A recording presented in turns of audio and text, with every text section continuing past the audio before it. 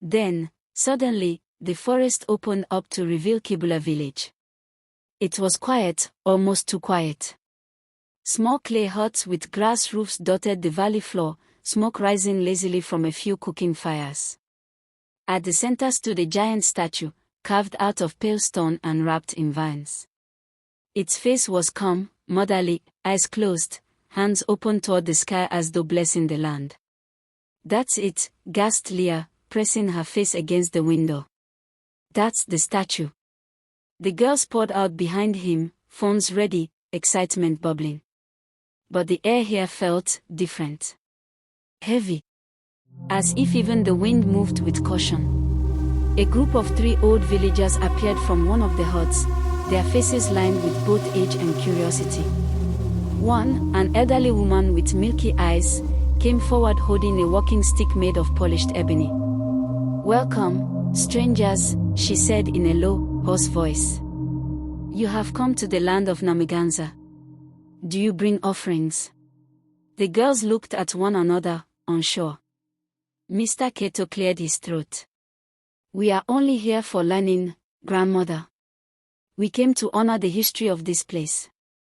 The old woman studied him for a moment, then smiled faintly. "Learning is good. But respect is better. Remember, the river is alive. Speak softly when you go near it." Vanessa whispered, "Sir, she's creepy."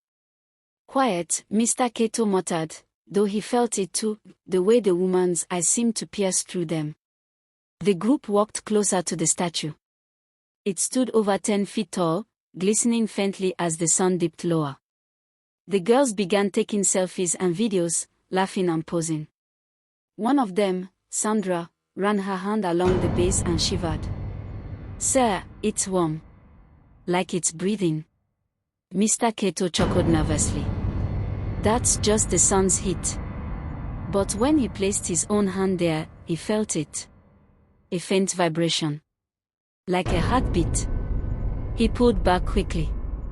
Miles away, Shane was still on the road, her legs trembling. The evening had fallen into a fiery orange, and her throat burned from thirst. But she didn't stop. At one point, a pickup truck passed by, an old man driving. "Child, where are you going alone?" he asked. "Kibula," she gasped. "My school went there. I'm late." The man's expression changed. "Kibula." "No, child. No one goes there at this hour." "I must," she said, her eyes desperate. The man hesitated, then sighed and opened the door. "Get in." They drove in silence for a while. Then the man spoke again. "I grew up near there. My grandmother used to say, the river has eyes. When the moon is high, don't look into its water. It might look back." Shane swallowed hard. "It's just a story, right?" The man didn't answer. At Kibula, twilight had arrived. The girls were restless and full of energy. "Sir, we've seen the statue," said Leah. "Can we go to the river now? Just to take pictures?" Mr. Kato hesitated. The old woman's words echoed in his head, "The river is alive." But then Vanessa touched his arm softly. "Come on, sir. We've come all this way. Please." He sighed. "All right. But no swimming. Just pictures." The girls cheered and followed him down a narrow path through tall elephant grass. The sound of rushing water grew louder until they reached it, the River of Peace. It was breathtaking, wide and clear, glowing under the first touch of the moonlight. Mist curled above its surface like breath in cold air. "Wow," whispered Sandra. "It's so beautiful." They began snapping photos, laughing, some tossing pebbles into the water. The ripples shimmered in silver rings. Vanessa moved closer to Mr. Kato, her voice low. "Let's go somewhere quiet. Just for a bit." He looked at the girls, still busy posing, and nodded reluctantly. 5 minutes. They slipped into the bush nearby, disappearing behind a wall of vines. The girls didn't notice. At that very moment, Shane's pickup truck stopped at the edge of the forest road. "This is as far as I go," said the old driver. "Beyond here, the forest doesn't welcome strangers." She thanked him and stepped out, clutching her backpack. Fireflies danced in the shadows as she began following the trail toward the faint sound of laughter, her classmates by the river. Back at the riverbank, the girls had grown bold. "Sir said no swimming," Agnes said. "Who cares?" laughed Leah. "He's busy with Vanessa." Sandra dipped her foot into the water. "It's warm. Come on, let's just cool off a little." Shane emerged from the path just then. "Shane," cried Leah. "You made it." She smiled weakly, exhausted. "I ran the whole way." "Then come and relax," said Sandra, splashing water her way.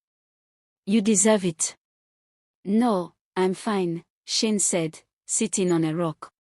But they teased her endlessly, calling her boring, scared, the village prophetess. Finally, she sighed. "Fine, just for a minute." She stepped in. The water was smooth and warm, like silk against her skin. The girls laughed and played, their voices echoing across the valley. Then, suddenly, Shane stopped. Her face changed. She looked down, and saw the faint red bloom spreading in the water around her thighs. "Oh no," she whispered, realizing what it was. "Shane, are you okay?" asked Leah. Her voice trembled. It's nothing. My time just started." But it was already too late. The river had begun to stir. The water rippled unnaturally, pulling in circles, as if something deep below had awakened. Sandra screamed, "What's happening?" Before anyone could answer, the air grew heavy, the wind rising, trees bending. The river hissed, yes, hissed, and then, from the depths, came a low growl that made the ground tremble. The girls scrambled out of the water, screaming, stumbling over each other. "Run!" yelled Leah. But from the river's heart, two glowing eyes appeared beneath the surface, ancient, wide, and hungry. The water exploded upward, a column of mist and light, forming the shape of a giant shadow. Half beast, half human, the girls screamed and ran into the woods, their cries echoing through Kibula. Meanwhile, Vanessa and Mr. Kato froze where they were, startled by the sound. "What was that?" she whispered. "Stay here," he said, grabbing his shirt. "Don't move." He ran toward the noise, heart pounding, and what he saw froze him in place. The river was boiling, literally, steam rising, the statue glowing faintly in the distance. The few girls still there were hysterical, screaming about something in the water. "Sir! Sir! The river, it's alive!" cried Leah. And then, as fast as it appeared, the beast vanished beneath the waves, leaving only silence.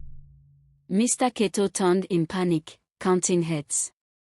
Some were missing. Others were hiding in the bushes. "Where's Shane?" he shouted. No one answered. But deep inside, the earth gave a low rumble, as though something enormous was moving beneath the ground. And in that trembling silence, a whisper came, not from any human voice, but from the river itself. "Blood has awakened me. Blood shall feed me." Night descended over Kibula like a shroud. The remaining girls gathered trembling near the statue. Mr. Kato paced, trying to calm them, though fear clawed at his own chest. "Listen," he said. "We'll wait till morning. It's probably just natural. An animal. The villagers can help us." Vanessa returned, pale and furious. "What happened?" "No time," he said. "We have to stay together." But from the shadows came a cry, a piercing scream. It was Sandra. They ran toward it and found her lying near the tree line, her face pale, her body trembling, blood trickling from her neck. "Oh my God!" Leah screamed. "It got her. It got her."